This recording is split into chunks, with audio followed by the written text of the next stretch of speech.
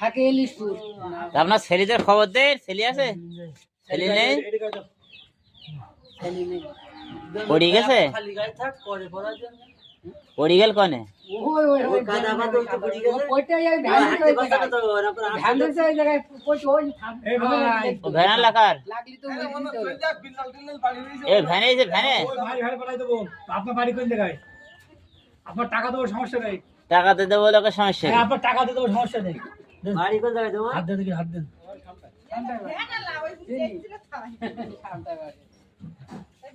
লোকের খাওয়া দাওয়া দিচ্ছি, এ লোকে ইলিশ ফুল দাওয়া দিচ্ছে। আপনার ভাড়া দিয়ে দেবো, সমস্যা নেই।